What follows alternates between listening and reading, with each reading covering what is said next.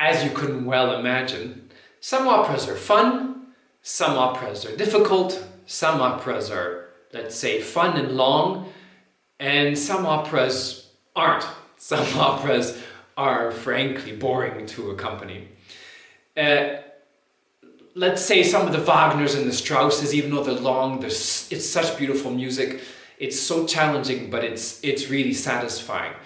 And on the other hand, there's a lot in the bel canto style, which are really beautiful to listen to. The audience love it because there's the famous airs. But to accompany, apart from maybe the beginning and the end of certain arias, it can be quite dull. At least this is my opinion. Some people like doing this part. I certainly get bored. One of the worst ones for me is the famous Norma by Bellini. And you can imagine what happens is with the weight of your arm, and after an hour or an hour and a half of playing page after page, this kind of thing,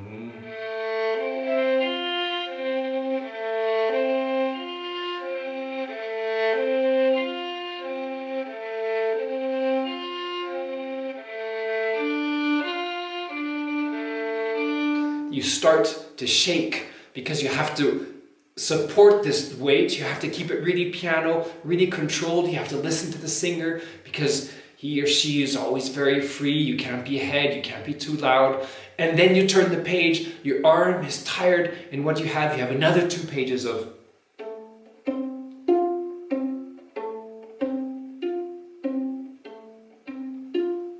So years ago, we were doing probably the 5th or 6th performance of Norma. And at one point I was playing, trying to support the weight of my arm and trying to concentrate, getting tired.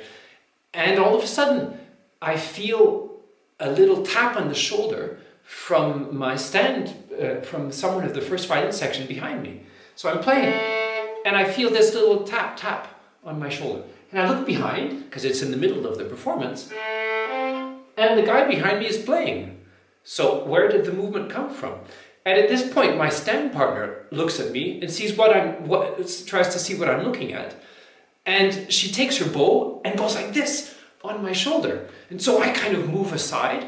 And right at this moment, this huge walking stick that had landed on my shoulder jumped forward like this. I ended up jumping out of my seat saying, Jesus, in the middle of the performance. And all these first people on the stands, the first cello, the first viola, saw me jump up and saw this insect land in front and were desperately with their bow trying to catch it so that it wouldn't jump any further.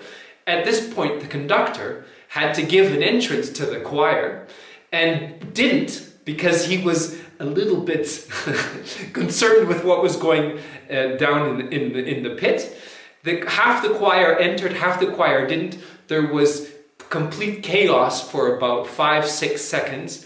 I don't think anyone on the lower floor saw, but probably all those in the upper floor saw these whole section, the whole first part of the instruments of the string players jumping up and down. We finally caught the insect. The conductor caught his part in the choir, and after these seconds things returned to normal. And since then, now I have in my dressing room a souvenir of that day, this plastic walking stick that jumps up and down.